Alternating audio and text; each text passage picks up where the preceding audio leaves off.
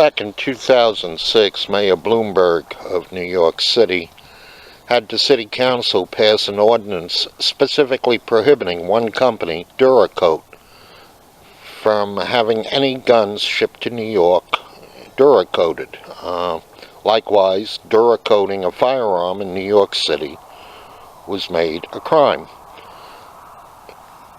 Needless to say, I found this to be silly because the legislation specifically targeted Duracoat. So in 2007, in protest, I took a Colt 1903 and I Krylon coated it.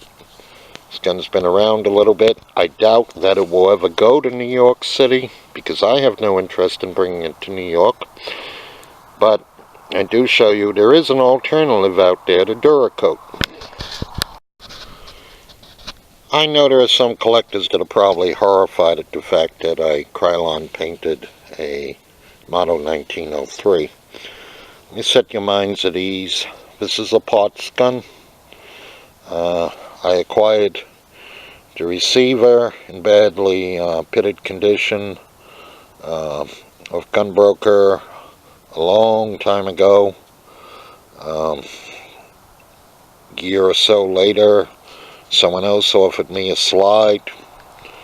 Then I found a barrel on gun parts, and I acquired other parts. I took care to ensure that all of the parts I acquired were correct to the period of the serial number of the pistol. This gun's serial number puts it in the third variation.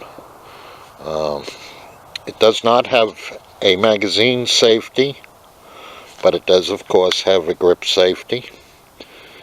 And because I'm holding the camera in one hand, I've got a stop footage here to chamber a round.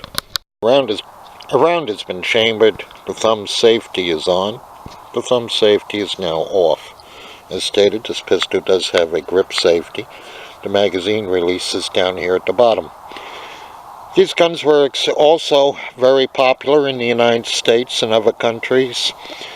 In fact, at least one police department issued them as a service weapon. They had a good reputation for reliability. They were in caliber 32 ACP. Later on, 1908, Colt made a version in caliber 380 called the M1903. I'll now show why these guns were popular.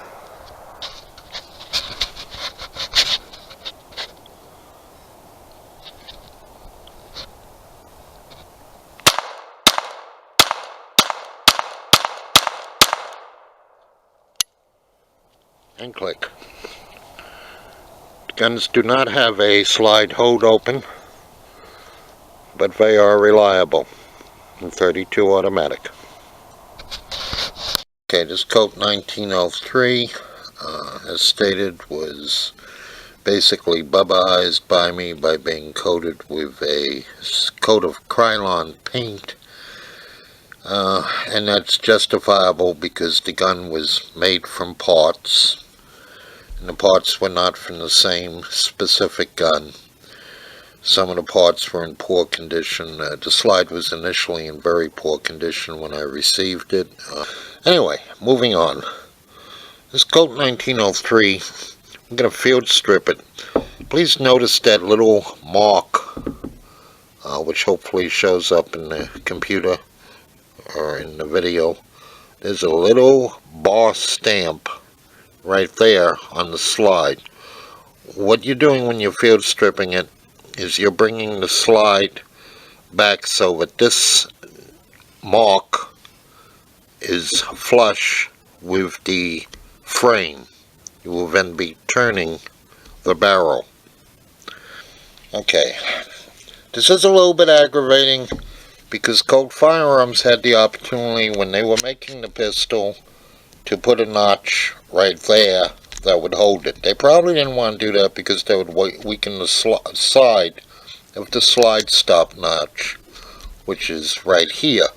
Holds the pistol back, the slide back, but it still falls way short of that additional 1/4 inch of travel that's required for disassembly. To disassemble the Model 1903 for cleaning, you first remove the magazine, check the chamber, make sure it's clear. You can see it is. For me, I use my right hand that's large enough. I put the thumb back here. I pull the slide back to that notch. Hold it down with my index finger and simply rotate the barrel. I now release the slide. There we go. Slide goes forward. This recoil spring comes out. There's a recoil spring guide in here. It too is readily removable. Albeit this one appears to not be so removable. There we go. Pistol is clear, can be cleaned. Barrel rotated back, slid out, ready for cleaning. Slide ready for cleaning.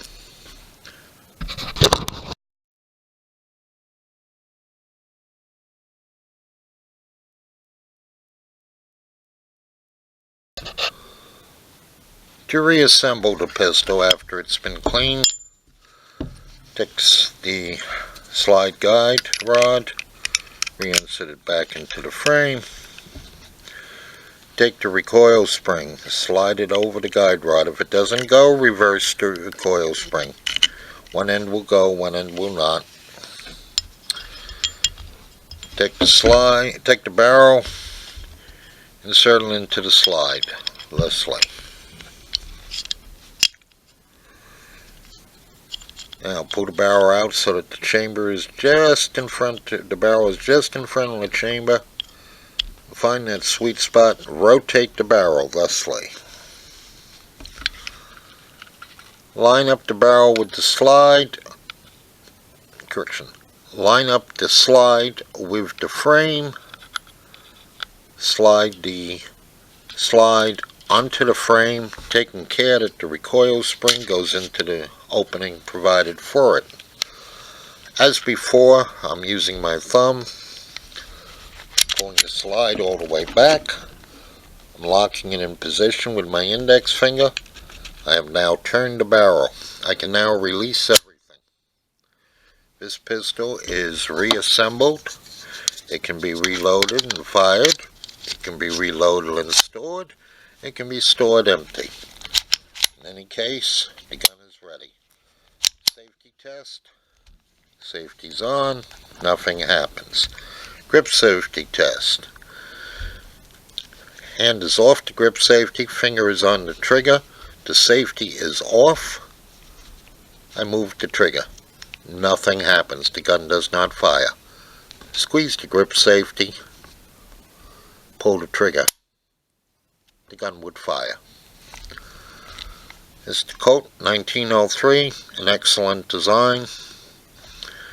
It was produced to the end of World War II.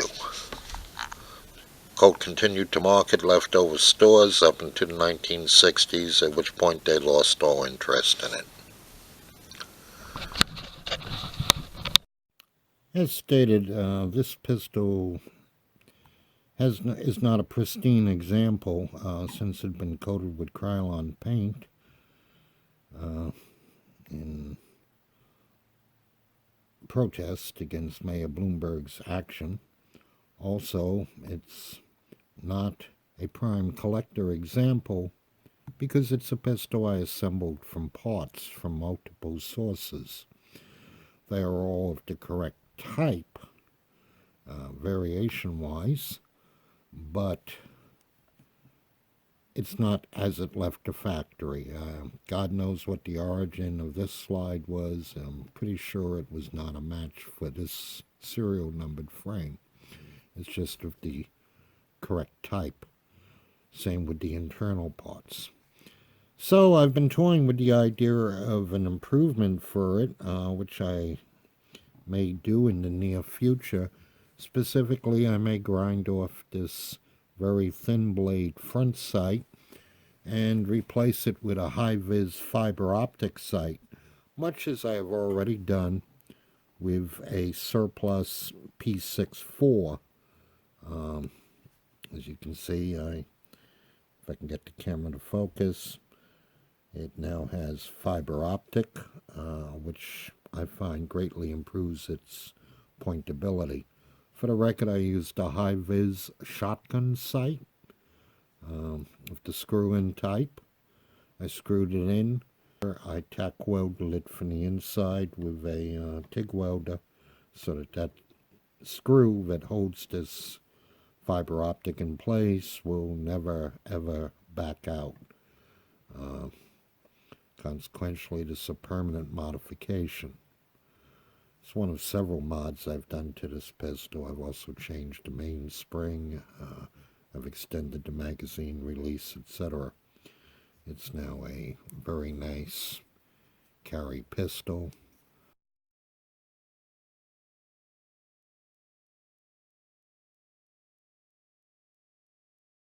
That's the wording I want.